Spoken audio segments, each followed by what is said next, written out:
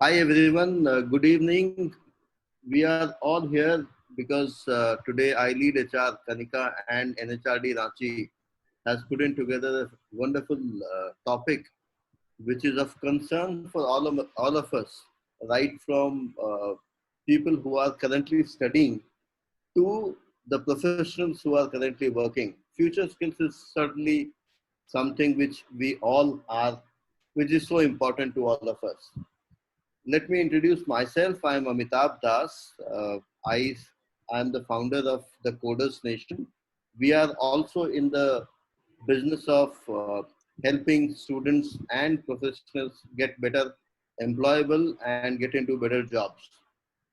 We are basically we are a startup. We just started in January. Before we get into the course of the discussion, let me introduce you our two eminent panelists. We have Gopal Krishna GSS. He is the country head, market function and product group, which he is the head of ION Tata Consultant. ION is a part of Tata Consultancy Services. Mr. Gopal Krishna comes with an expertise in education technology, IT, consumer goods industry, and services marketing. He has an overall experience of 25 years in managing diverse portfolios, geographies, and teams. His specialties include business management, product management, channel sales, key account management, service marketing, creating distribution models, etc. Mr. Krishna has great people management and leadership skills. He is currently the product head for ION, which is a product of Tata Consultancy Services. With Gopal, I have Ranjit Kumar Singh. Ranjit is the director HRM Asia Pacific and Japan for VMware. Mr. Ranjit has an overall experience of 14 plus years across various roles and in diverse industries like pharma, information technologies, and infrastructure. His specialties include HR strategy, business partnering, talent development, organization development, talent management, talent acquisition, project management solutions, CNB, PCMM, HR analytics, and employee engagement. He is currently managing the entire Asia Pacific and Japan region of VMware as HRM lead. So here we have two panelists who can bring us two distinct perspectives about the same topic about future of skills. Someone Gopal brings in the industry knowledge, and currently he's leading one of the largest or probably the largest initiative around talent assessment and engagement. And Ranjit will bring in the perspective of corporates, the way they look at it. What is future skill? What does it mean for the students? What is it that they need to work on? What is it that they need to bring into themselves so that they are employable and they are also able to sustain in their career going forward. Let me thank also NHRD Ranchi for organizing this particular event. Before I go to Gopal and Ranjit, or can we have a conversation? I also have a list of the questions which have come up from various audiences, and our audience, let me just clarify that our audience today has an equal participation from students as well as professionals. So while those questions, I'll take it up during the course of the discussion. We'll try to address all of them, and a few which are left out, we can probably read that out. And still, the last 20 minutes of the session will be to take the live questions or questions which are coming up during the course of the discussion. So let me go to Gopal and ask him, Gopal, what is your thought about future skills and how is it pertinent, how is it relevant, and how important is it in today's scenario, in today's context? So thanks, Amitabh, for lovely introduction. 25 years experience. Yes, first 10 years I had worked. Balance 15 years repeated the same thing what I learned first 10 years. Thank you very much, Amitabh, for giving us such a lovely introduction. A very big thank you to iLead HR and NHRD Ranchi chapter for inviting me. And I specifically want to thank Kanika to be after me and ask me to join for this. Thanks, Kanika. I extend my warm gratitude to moderator, Mr. Amitabh Das, and my co-panelist, Mr. Ranjit Singh. Both are extremely very learned, and they are the apt people for this particular topic of today's future skills and youth. And I'm extremely grateful to all the attendees who are actually took out their time in this evening, and they are attending this. Amitabh, I want to touch base couple of things in this particular time slot, which is, I know that we have a time limit, but I'll try to quickly, couple of things I want to touch base. Basically, I want to touch base, my entire discussion will be on the 4 perspective, which I feel in today's scenario.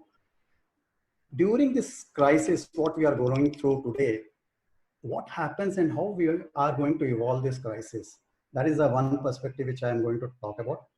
Second, how we change the this continuous changing environment, how we can change ourselves.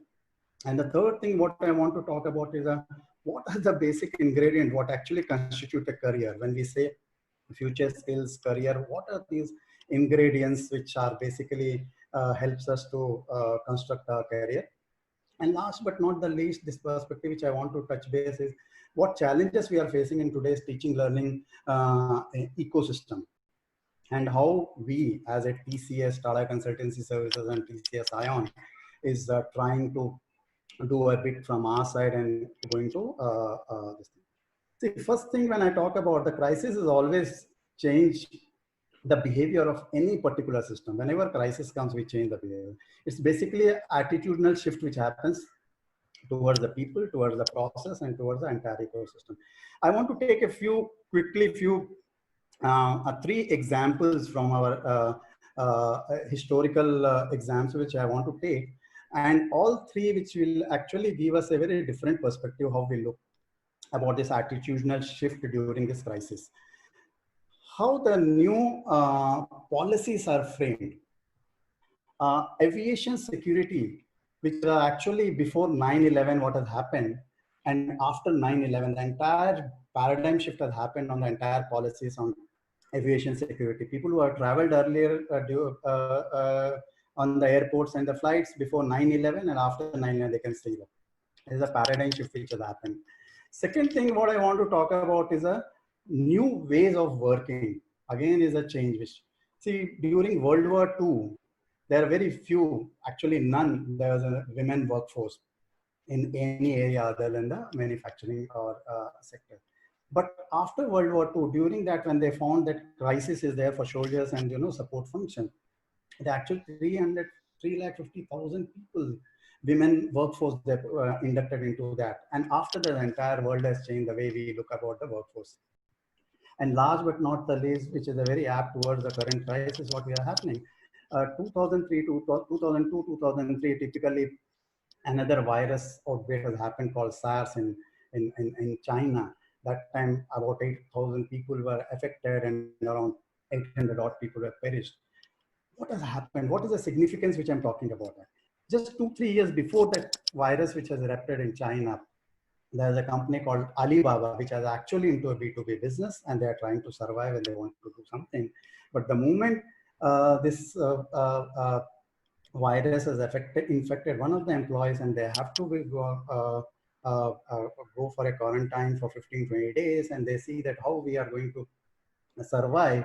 And that is the time e-commerce, the giant of e-commerce, took a birth, and B2C businesses took birth. And today, I don't have to talk about the e-commerce business. Every walk of our life, it is touching, right? This is what happens when entire change which has happened. When the change of environment happens, what happens? There has been no other time when technology has become more viral than the virus itself. None of us, we actually, before this virus has erupted, try to talk on Zoom or video calls on Teams and other stuffs, which a lot of digital tools, which we are today using day in, day out.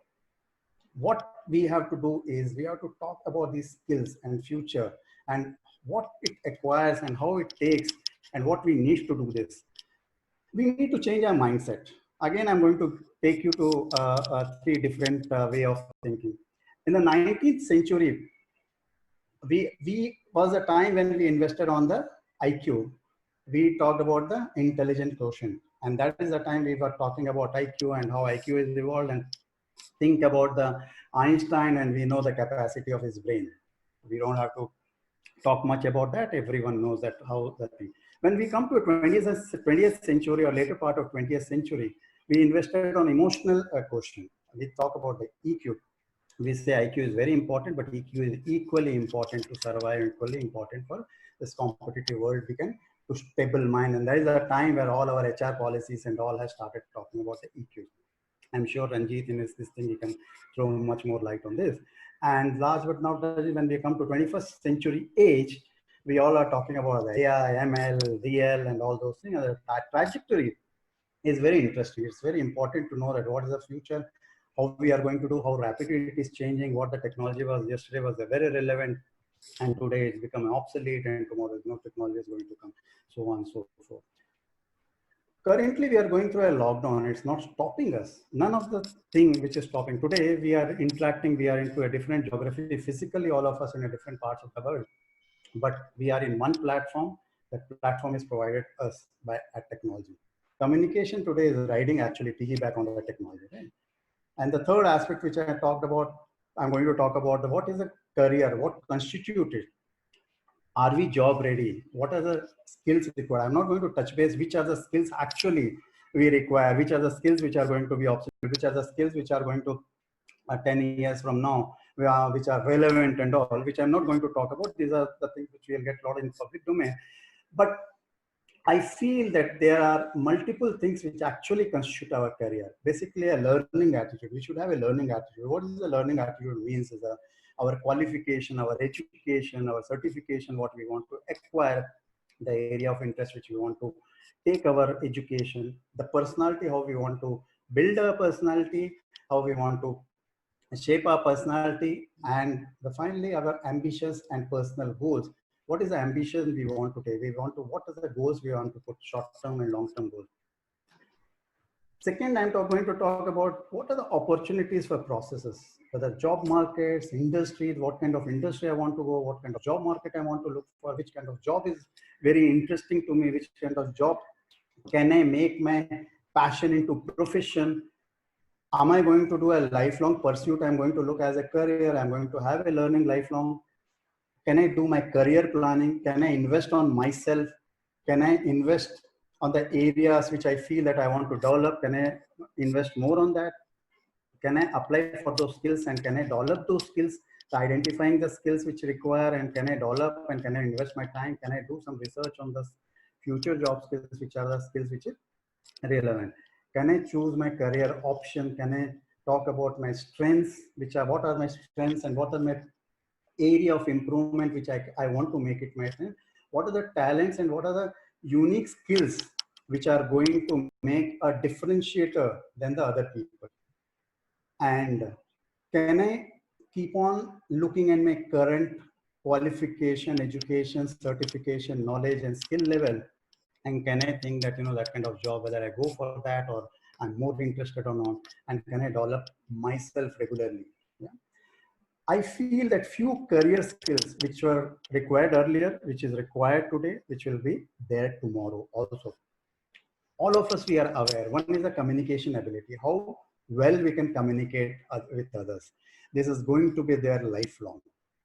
Confidence level, what is the confidence? What is the risk-taking appetite?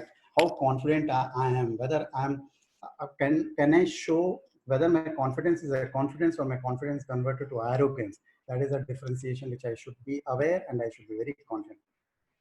Can I find that the strengths and the area of improvement what I have, can I clearly map that? Can I have an openness to admit if we are going wrong? Can I have an analytical skills, the ability to think of alternatives? Can I do a potentially work in a team? Can I work in a team? Do I give up very easily or continue to strive? Am I adaptable? How good adaptability I have? And do I prepare? Every time I go for a new task, am I preparing myself? And last but not the least, respect for law. We should have a very due respect for law of the land where we are working, where we are pursuing, irrespective of the geography, irrespective of the areas, irrespective of the limit what we have. And few jobs are going to be stable. That's no matter what, no matter how advancement happens. Those are the jobs which actually, which are the corner office people who are taking, that is a managing director, executive director, all C-suites. I'm talking about CFO, CHROs, CSROs, and all those things. Technical and specific product-based sales associates that are going to be there. Brand analyst will always be there. HR specialist, finance and investment advisors are always will be in demand. Database and network professionals, supply chain and logistics specialists, risk management, so on and so forth. These are the few things. Higher education teachers, primary teachers, these are always will be demand, no matter how many digital tools we are come out with. Right? Now, the fourth aspect which I'm going to quickly touch base, I know I'm, I think, crossing my time, but I'm going to quickly touch base fourth aspect perspective which I'm going to talk about is the teaching learning ecosystem and challenges today our education sector is facing in the current COVID-19 situation where we are completely locked down. Physically, we are not able to move around. The three stakeholders are the students, academic institutions, and the corporate. Students basically are into a very highly competitive environment. They are there. Some of the data which are looking in our country itself, 8 million graduates every year come out with the various institutions, which we have 5 different kind of higher educational institutions like the state university, central university, institute of national importance, private university, and deemed university. And they actually look for a specific skills which actually differentiate from other students. That is what is they are. And second aspect is student is grappling with always is that, do I have a industry relevant skills which actually industry is looking for?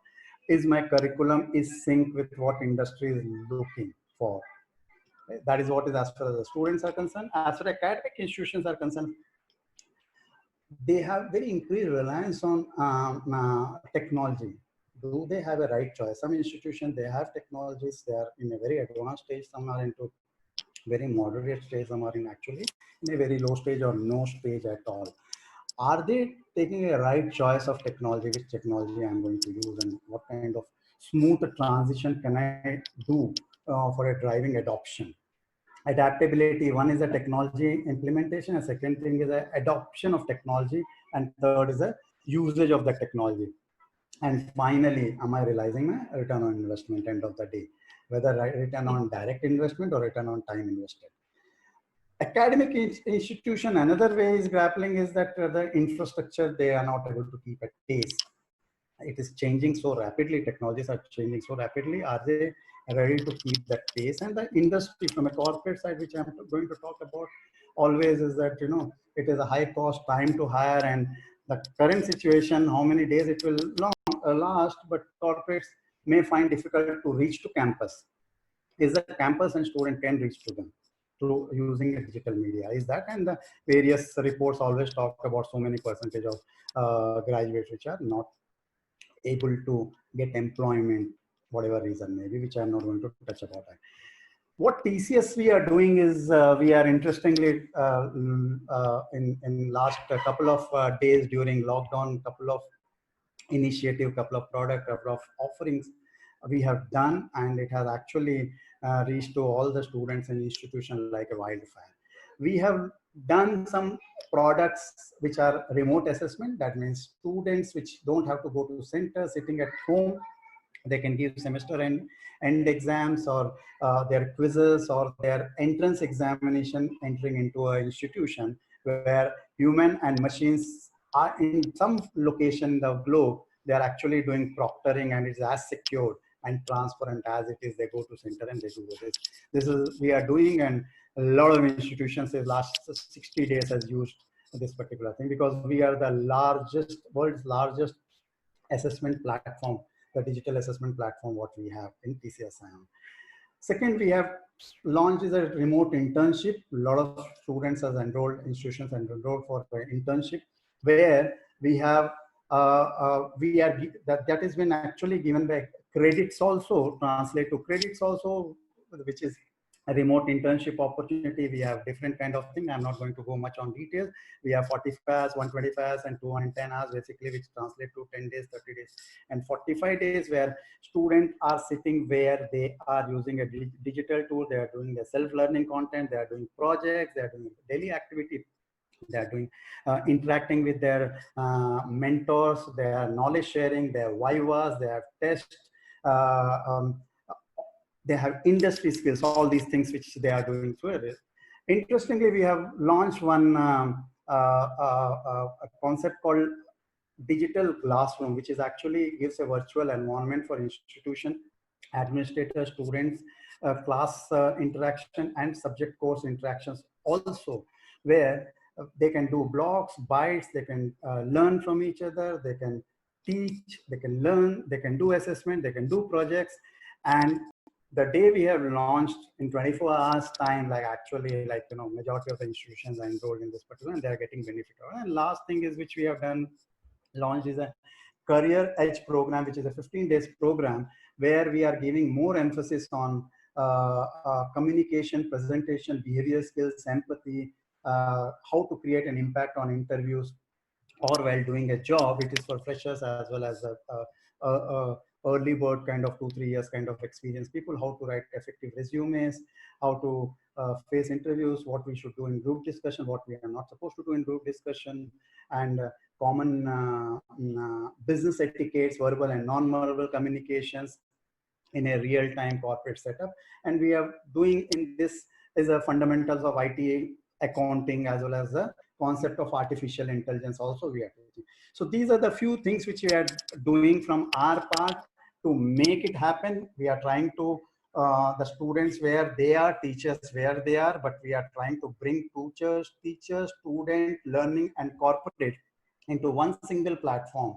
And the entire ecosystem is put up into such a manner, in a chain manner, that we feel that, you know, nothing is getting impacted. With this, I come to an end of my brief talk and would be very happy to take any questions from moderator or any of the attendees of this. Thank you very much. Thank you, Gopal. You have actually tried to cover the most of the points which are relevant around this topic. You know, how a crisis can bring in the change or expedite or accelerate the change which is imminent, which is required, and also the platform which you spoke about, which ION does. Coming to Ranjit, Ranjit, while Gopal has covered the overall area which basically around the future skills, can you please tell us more about the skills which are there? There are also some questions which are coming here, which basically which is asking, they are asking about what are the specifics or the skills which a corporate looks at from a job perspective, employment perspective, success perspective. That is also, if you can please add in your brief whatever you want to share about this topic. Sure. Over to Ranjit. Thank you, sir. And thank you, Gopal, for setting the stage right for me, because what you have done is that you have definitely set the ground and context well. So I will not spend time doing that and straight jump into what I have in terms of the topic that I want to address. Yes, so today, if you look at the situation, the human race is facing what we call as very unprecedented situation. None of us have faced it earlier, but the reality of the world is that maybe not the same situation that we have, which is virus around. We have faced similar situations which was unprecedented, whether it was World War I, World War II, or other pandemics that we have faced as a human race. What has helped us as human beings to keep going is our grit in the sense our leadership grit, and that's what keeps us going in terms of whether it is learning from the crisis, evolving, adopting, bringing the change in our mindset, in technology, and everything. Our survival or ability to excel during these unprecedented times will depend on our ability to learn life skills or the agility. What is relevant today will become absurd tomorrow, and that's the reality. I remember 15 years back when I started my career, C++, Java, .NET used to be the IT skills that we started with, and that used to be the hot skill in the market when it comes to IT industry. Today we are talking about a different set of IT skills that any industry or looking for, IT industry or company is looking for, and I'll talk about that in detail in a bit. If you look at one thing that we used to experience even 15 years before, which was around the leadership skills, and that has remained unchanged. So whether it is networking, interpersonal skills, decision making, all those skills are even now very, very relevant. How you build your strategy, how you foresee the future coming in, how you solve problems, all these are still very relevant even after 15 years. And this is my own assessment and judgment that even after 15 years, we will have similar leadership skills which will continue to be there. Staying agile and learning continuously is the only thing which will keep us ahead of the game during this time or any other time to come. How we demonstrate empathy will matter. If we are a people leader, our ability to measure performance by impact versus face time is what is going to count. If we are individual contributors, how we are adding value to your organization while working remotely, that will matter. Not the relationships that we have built with our bosses or with our peers and our colleagues. That may help us to get the job done and navigate around in the organization. But what will matter is what is the value that we are adding while being remote from the work. How quickly we are adapting, how we are accepting the change, that is going to matter, and that will help us to survive. These things will decide our future and the future of the organizations that we are working with. Companies that move fastest to preserve and protect the integrity of their workforce will be the ones most likely to adapt to whatever the future bringing to us. Now coming to the skill sets which is specific to the IT industry, cybersecurity. Cybersecurity is one big buzz which is going around all over, and why this suddenly has become such a big buzz is because if you look all around globally, everyone is working remotely, right? Except if you are in essential service or you are in a manufacturing service where there is a scale down service of people working in the factories or floors. So cybersecurity has become suddenly a big buzz, and that's the future requirement. As people are moving to virtual working and remote working, this is one of the critical skills for IT professionals to have. Big data, artificial intelligence, machine learning, IoT, Python, data analytics, and data virtualizations, and VMware works on a lot of virtualization too. Just to share an example, which even Gopal touched upon, that how this situation has helped us to accelerate digital transformation. Without taking the names, we were discussing about a lot many virtualization product with one very big Indian IT company. They have presence all over the world. And from last 9 months, they were just kind of thinking and delaying the contract or signing of the contract.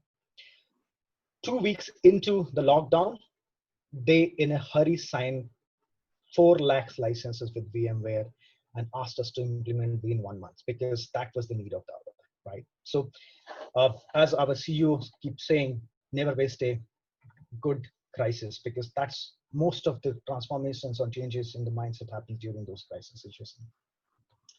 Coming to non-IT skills or people who are working in non-IT industries, I'll say critical thinking, which is using logic and reasoning to identify the strengths and weaknesses of alternatives, solutions, conclusions, and approach to the problem will matter a lot. Social perspective, and this is interesting. So this is again from the future perspective, that being aware of others' reaction, understanding why they are reacting so and why they are behaving in the way they are behaving, that's going to matter a lot. Technological design. So if I'm working in a manufacturing sector, how do I adopt the equipments and technologies to serve my end users? That will matter. I gave an example of, say, an IT company which adopted change, though they were discussing with us from last 9 months, but we're really not serious about that. The seriousness came in when we were in lockdown situation. Similarly, If I am a consumer durable manufacturer or a electronic goods manufacturer or producing steel, how we are adopting those technological changes, like bringing robots to the shop floor. You are talking about social distancing today. Social distancing can be achieved if you have like a human, a robot, and a human working, and same way your production is not going to get impacted, right? Research, and this is something that I was reading about some time back, a research which was done around 20 occupation groups, keeping 2030 in job perspective. There is a very interesting finding which kind of stuck to me, and I felt that I will share it with this group. A medical professional, a manager in the production unit, a lawyer, a sales professional, all of them have one common skill, and that skill is sociology and anthropology knowledge. What sociology and anthropology knowledge has to do with somebody who is working in a production unit, or who is a salesperson or a lawyer? So it is defined further like knowledge of behavior and dynamic societal trend and influences human migrations. So we all are talking about migrant worker, migrant worker. The reality is that there is human migration happening all over the world, right? Ethnicity, their cultural background, their history, their origin, all this is going to matter when you are a salesperson and you're selling your product. When you are a production engineer or you're a production designer, how you are using that knowledge to build your future product pipelines. You are a medical practitioner and you are treating people, how you are going to use this knowledge to understand the background, their history, their culture, and then treat those human beings. So that was something interesting that stuck to me.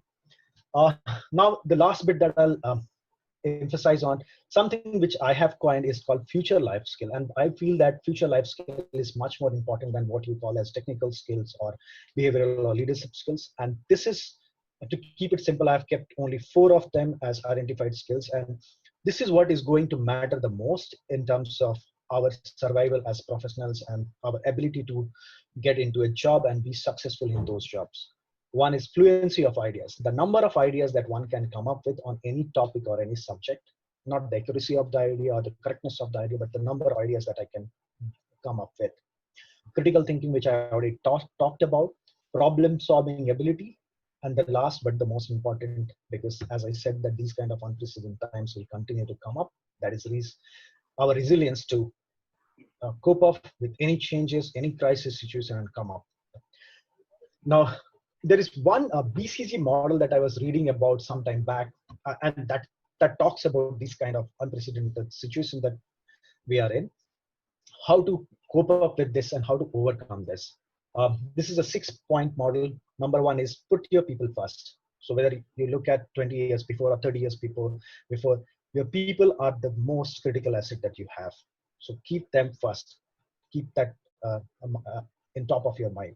If you're a practicing manager, if you are a practicing HR professional, or you're a student, or anyone who is aspiring to get into corporate world. Second, accelerate your smart work. See, virtual working is the reality, and that is going to stay. It's not that after the COVID situation is over, everyone is going to come back to office. There are companies like Facebook, Google, VMware, or any other companies who are already talking about that 30% of their workforce should be working remotely all the times, job which doesn't need to be in office, or critical jobs which can be, which doesn't need to come to a workplace to be delivering on, they can work remotely. So that discussion is already on. So make remote working smart, make remote working interesting, bring best practices, learn from each other, train your workforce, bring IT support. That's going to be critical. Number 3, create virtual social intimacy. So if you all remember, we used to have team outings, offsites, get-togethers, birthday celebrations, parties, and all of that to keep the team together, build those networks, have those relationships going, which people used to enjoy, and that used to also help. Now, when you have moved to virtual working, and this is going to continue for next 2 years till we have the vaccine and everyone is vaccinated around, this is going to continue. So how do you create platforms where you bring your teams together for virtual social gathering? How you create those platforms where no soft talks happens and you check on each other in terms of how people are doing. So those are the things that people will have to get creative with. Step up your digital readiness. And I gave an example of a IT company. Invest in robust technological infrastructure, and that is going to be very, very critical. mitigate people risk. For people and teams working on critical roles, ensure that you have your risk management done, you have that profiling done. We are investing a huge amount of time and opportunity and money on this as a company to understand where the risks are and how do we mitigate and ensure business continuity. And the last bit is lead with empathy. Agree? As a leader, we have frequently communicated. So there is always a top-down communication, whether it's through all hand or town hall, and all of that we have been doing. But what will be more important in future is that how frequently you are listening to your workforce. Create platforms where you're listening actively, not only through the employee surveys, but also through different means. We're getting into small group, giving them opportunity to share what they are going through, and listening and acting on that is going to be critical. So with that, over to Amitabh sir. Ranjit, well captured in from the perspective of an employer, that what kind of skills were there, what was going to come up, and obviously that is an ever-changing maze. You know, the what was very relevant and very important couple of years back, obviously they are obsolete now, and the change in this sector, particularly in IT and technology, is going to be even faster than what we have seen in the past. So so while for all the students out there, all the even the professionals out there, there is a need to adapt and see this change, and probably this crisis has also enforced enforced that we all need to really be very serious about this. I was going through all the questions which has come from the participants, and I'm sure most of them would be watching us. There are very specific questions like what are the skills, like you have covered that, IoT or blockchain or, data analysts or these kind of skills which are currently relevant.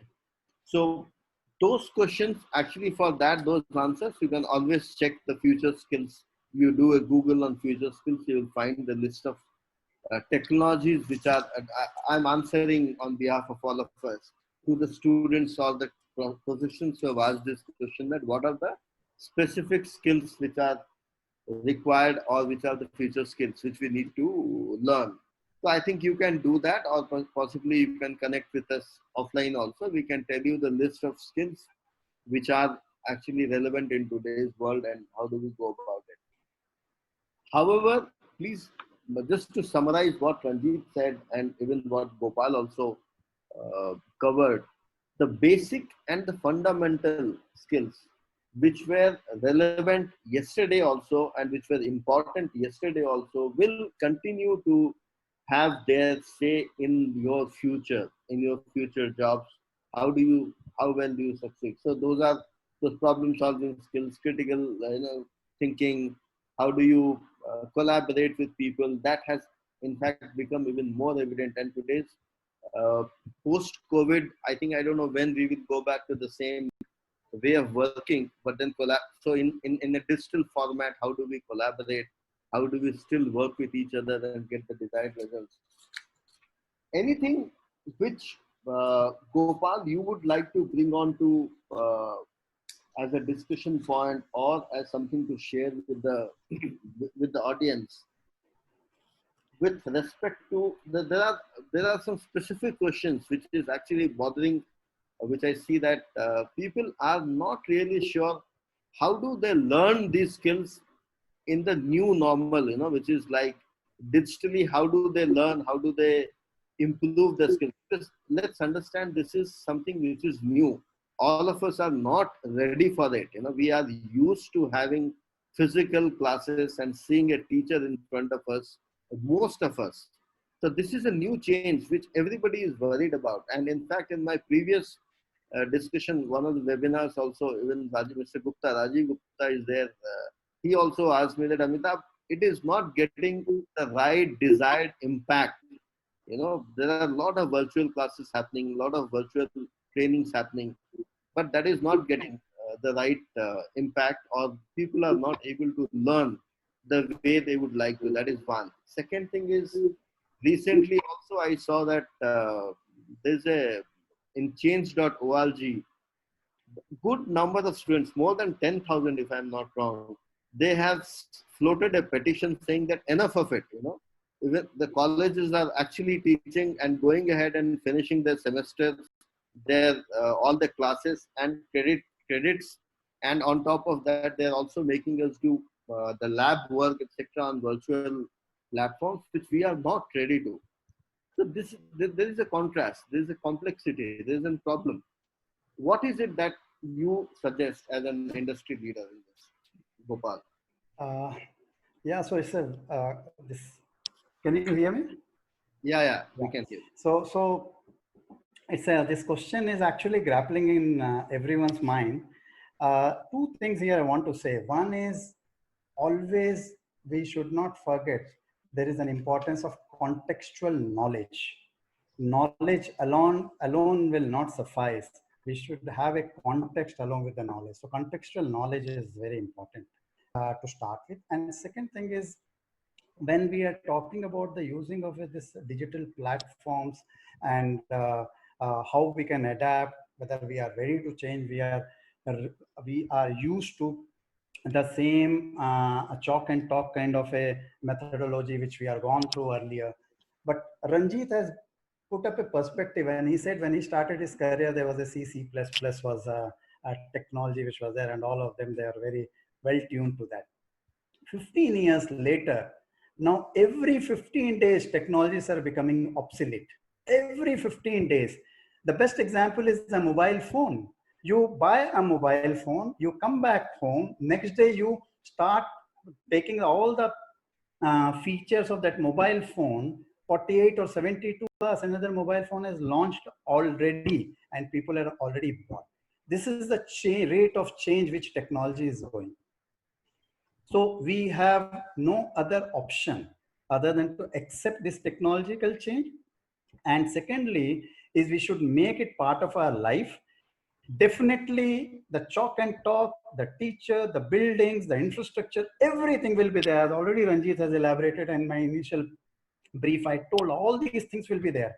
These things cannot be replaced. What technology can do, it can put a layer above this. It can help to have a better perspective of this. When we used to be in college, when we have to do a project, we have to go to shop to collect the data. We have to go to office. We have to physically reach someone, or we have to go to a public library to get the information. Today, a kid, a small girl or a boy of 5 or 6 years old, ask them anything, in 2 seconds, they'll go to Google and they'll give you all the information. Is this made our life easy? When we go to a new town, maybe tomorrow from Bombay, I'll come to Ranchi. I don't know how to go to Tati Silve. I will just put in my Google map. I don't have to ask anyone. I don't have to know any knowledge, anything. Language is not an issue. Or suppose being a South Indian, I don't know Hindi. I can come there. I can easily go whichever location I want. This is a technology is making an ease to us. The same thing in learning for students, it is making. So today, just I'll give an example, the example which I given earlier. Now today colleges are closed. People cannot come out of their houses. They are locked up. Organization cannot go to them. And the final year students of management and technical graduation students, they have to go for an internship. Without internship, their course will not be completed. Now what they are doing, either they have to wait and till the entire lockdown is over, we'll come out of this situation, when, what, we don't know, or they should use a technological tool. And believe me, the same set of youngsters, they are much faster, they adopt much faster rate of change than people like us who has actually adopted change. For us to adopt digital tools, for then a physical interaction took some time, but the students, the young employees of age between 21 to 25 years, they are much faster to adopt this rate of change. I think they don't have to worry. They have to just take it easy, go with a free flow, and I'm sure one day they cannot live without this. Today, we forget our wallet at home, but we cannot forget our mobile phone at home once come out of the house. Okay. So this is what is I feel that we should follow. There are some concerns and worries around post-COVID. Let's say this is for Ranjit because he represents an employer. You know the way they would look at people when they are going to hire, uh, pre or post-COVID.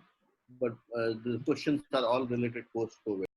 That what are the things which you will look for? You know, while would you still ask or look for experience of a person? Because someone, you know, today if you look at the freshers market, people especially who are in fourth year or who are about to pass or come out of their engineering colleges for that matter, you know, they are without neither they have a job in hand, or even if they have a job in hand, the joinings have all got deferred, right? So what is it that they will do? What will you look at as an employer? What are the things which will you look at in an individual who has spent these 4 5 months or 6 months till the time things get better, jobs start happening, you know, the employment starts happening? What are the things you would advise the students who are there who are looking for this answer? Uh, Answering the first part, my advice to the students would be that don't waste this opportunity. You have 4 months, 5 months, whenever it gets to normal, and it may take longer than that to get back to normal. Use this opportunity to learn new things. We have already talked about in terms of what IT industry thinks that those are the skills that one should have. I have also talked in general that non-IT industry in terms of what are the skills that non-IT industry will look for. Uh, like whether it is critical thinking, whether it is analytical thinking, whether it is problem solving ability, whether it is resilience, all those still holds good, whether it is ability to generate ideas, all of that. So learn things, and the best way to learn today, and like Gopal rightly pointed out, a click of button on internet, you can log into any learning platform and learn. See, this crisis situation has made even schools to adopt some of the technological platform which they were avoiding for quite some time. Like today, each and every student starting from say standard 1 to up to class 12 are learning virtually. My son, who is in standard 2, is hooked up to online learning, which we used to struggle to make him study. And why we used to struggle to make him study is because he's always used to computers, laptops, or say TVs or smart TVs. Today, he logs on in the morning, and what they have done is that the whole education system they have gamified. There are points running in, there are awards running, and awards are also something of their interest. Or if I become class topper, I get a PlayStation. If I come second, I get a Kinder. If I come third, so all that is of their interest. So whole gamification has helped us to ensure that they are not only logging to those platforms but are also learning through those platforms. The sense of competitiveness has come in. Oh, my in the leaderboard my score is this much, whereas my uh, classmate has this much of score. I'm in number 1 position, or I'm in number 2 position, or I'm in number 3 position, because if I come one first, second, and third, then only I'm going to get those rewards. The whole gamification has hooked up the kids to get onto those platforms and learn. Even for colleges and institutions, what we as a professors or lecturers or teachers look at is, are we creating that interest? Are we creating that stickiness? Or are we again, though we are using a technical medium, but our mechanism to deliver is the same old mechanism which was when we were in classroom? And that's where we need to think, and we need to change our way of adopting those tools and techniques and mechanisms to deliver on the lectures that we want students to take it seriously, learn from that. In terms of companies like us, we are already working on what we are calling as work 2.0. In work 2.0, as I was sharing, that maybe 30% of our workforce will be based remotely. They will never come to our office. We are an West Coast based company, but we are hiring in East Coast where we don't have any offices.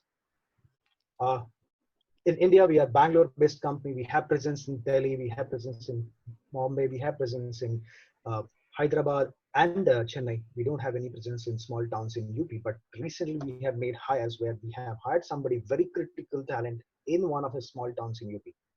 And that person is going to continue working remotely, which basically means this throws a lot of opportunity for all the students who are aspiring to get into corporate world, that if you have the talent and you have the right skill sets, irrespective where you are, you will get the job.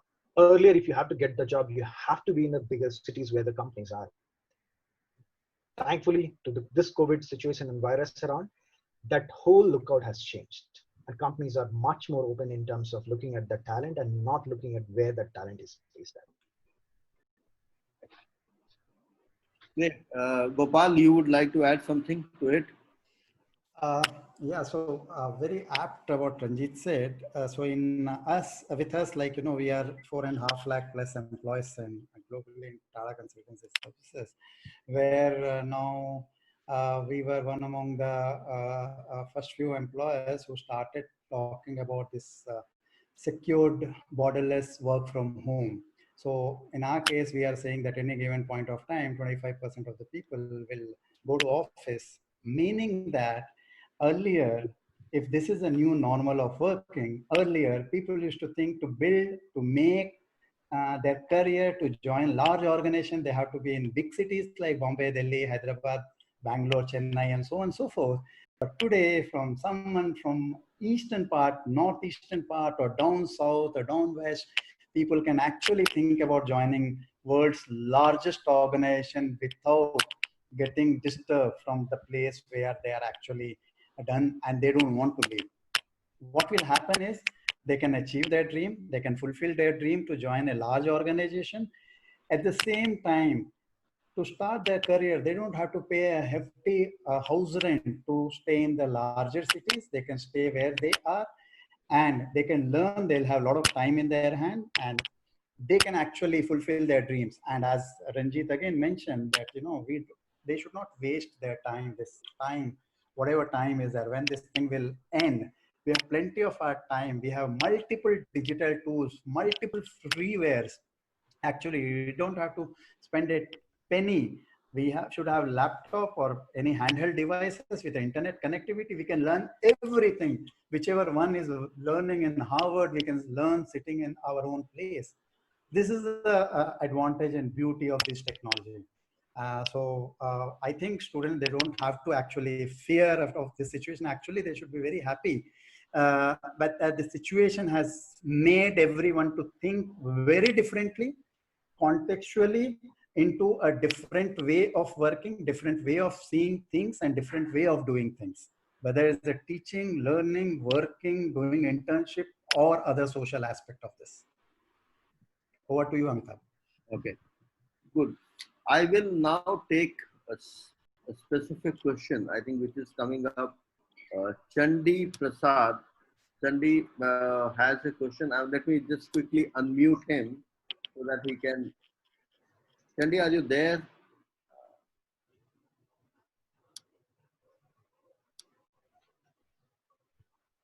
Okay, I'm not able to find him.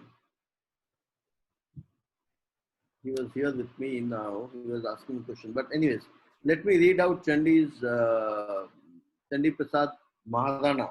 I think he's from Bhubaneswar. He's asking, yes, he is from Bhubaneswar. His question was, how students get practical knowledge through virtual classes on courses like AI and ML?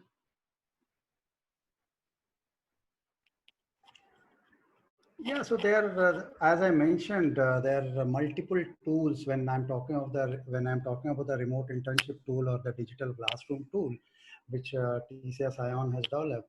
So these are actually sitting there virtually. They can learn the coding. They can learn the every aspect of technology without doing their gamification and the codification things are there, which they can do sitting in there. They can use their own system and they can start learning. There are multiple platform tools are available for that, and the live lectures which happens actually, the physically they are into a different geographical location, but digitally they are together. They can do the same way hand holding, the way they now they are getting handholding in their colleges and labs. Digitally, they can do handholding and they can teach that. So there is no impact on teaching learning on a digital tool. They can do all practical aspects of any technology, whether they talk about artificial intelligence, they talk about machine learning, deep learning, Internet of Things, or whatever they want to talk. Even they can learn coding also. Coding platforms are also there. They can do code and they can upload, and the live code can be checked and they can be rectified and they can be evaluated and they can give in the feedback and they can explain them where they have gone wrong and what are the things. So on a live lecture, this can be done. Just on a lighter note, they're talking about practical experience. The reality is that we all professionals are actually working virtually today, right? So this is all practical that we are doing, and we are working, and we are still being impactful. In fact, we were doing a productivity study, and not to our surprise, that productivity during remote working and virtual working has gone up.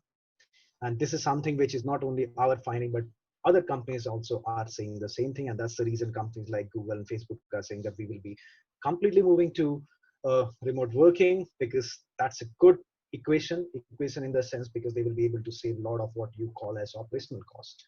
The cost of real estate have gone up in different part of the world, right? So if I'm running an office in, say, Adelaide for 3 people, I'm still going to pay for what it takes to keep the office running. But if I move those 3 people to remote working, there is a lot of saving that the organization has, and that translates into profit for the organization, which translates into the remunerations and rewards that the employee get as a working professional with that company.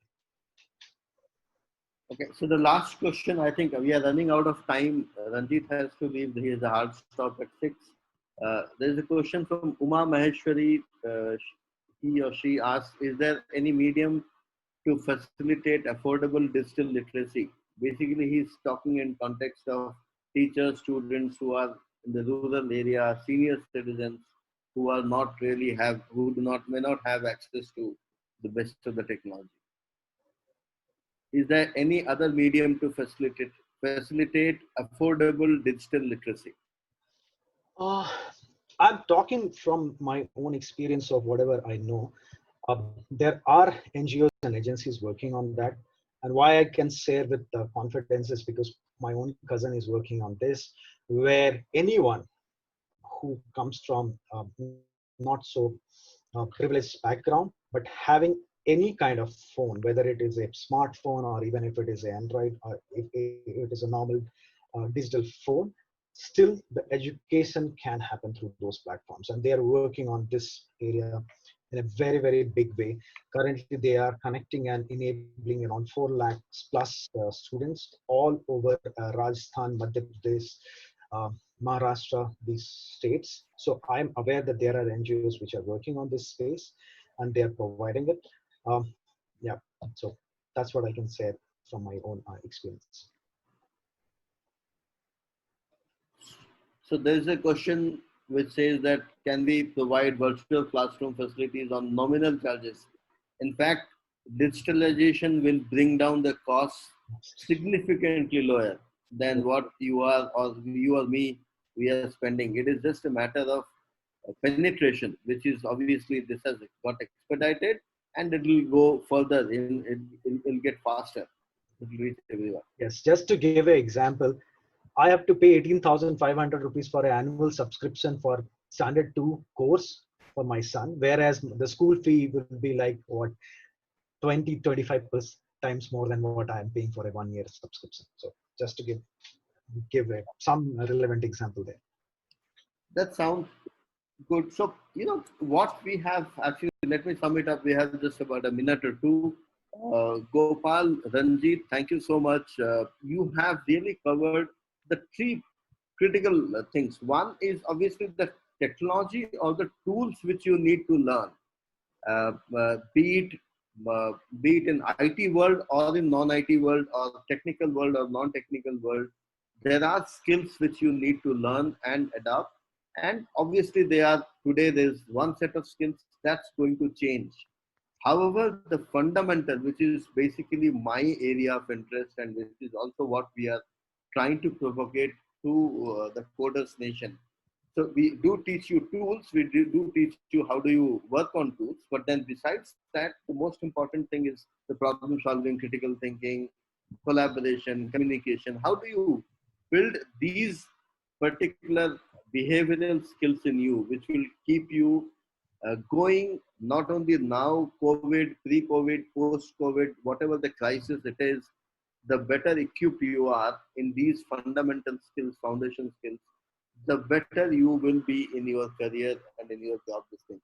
There are a lot of initiatives which is happening all around us, around the digital education in the digital. So students, today you may be finding it little difficult to adopt.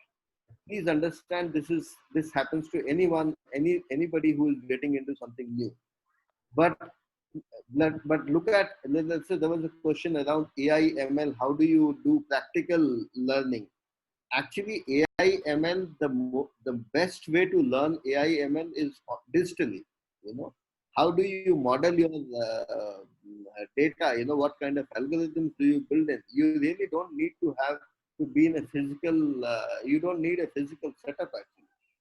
In fact, if you can, 5 of you collaborate together and work on it, on the problem, and work on the algorithms which needs to work on all the how to train your data sets.